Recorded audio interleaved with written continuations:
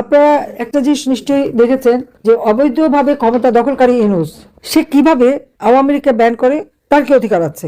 Doctor Mohammad Yunus, তাকে আমি প্রশ্ন করি যে সে কি জনগণের ম্যান্ডেট দিয়ে ক্ষমতা এসেছে, জনগণের ভোটে ক্ষমতা এসেছে?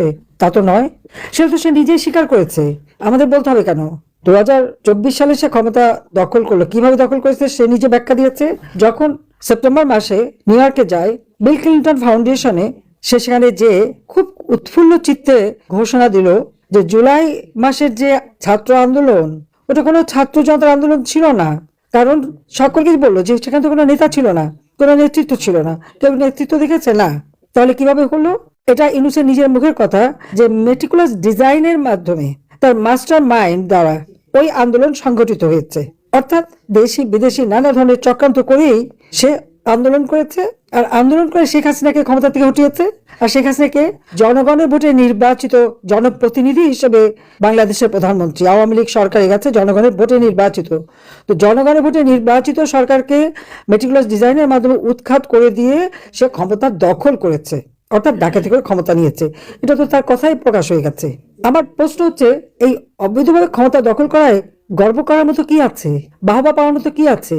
চুরি ডাকাতি করার মতো করে ক্ষমতা ডাকাতি করা, আর তারপরে আওয়ামী লীগকে ব্যান করে। তার কি কোনো অধিকার আছে আওয়ামী লীগকে ব্যান করার? তার কি কোনো অধিকার আছে যে আওয়ামী লীগের কেউ ভোট দিতে পারবে না বা নির্বাচনে অংশগ্রহণ করতে পারবে না? কেন পারবে না? সেটাই আমার প্রশ্ন, যে আওয়ামী লীগকে নির্বাচন করতে দেবে না। যদি গণতন্ত্রের কথাই বলে তো ঠিক আছে, আওয়ামী লীগকে নির্বাচন করতে দিক, জনগণকে সিদ্ধান্ত নিতে দিক। জনগণ সিদ্ধান্ত নিক কাকে চায়। হ্যাঁ, অবাধ নিরপেক্ষ স্বাধীন নির্বাচন যদি হয়, সেই সুষ্ঠু নির্বাচনের মাধ্যমে জনগণ যদি আওয়ামী লীগকে ভোট না দেয়, আওয়ামী লীগ যাবে না ক্ষমতায়। কিন্তু আওয়ামী লীগকে ব্যান করে নির্বাচন করতে না দিয়ে, সেখানে বাধা দিয়ে তৃণমূল পর্যায় পর্যন্ত আওয়ামী লীগের নেতা কর্মী, তাদের পরিবার পরিজন, তাদের ছোট শিশু থেকে শুরু করে মানে শ্বশুর বাড়ি বাপের বাড়ি আত্মীয় পরিবার পরিজন কাউকে বাদ দিচ্ছে না।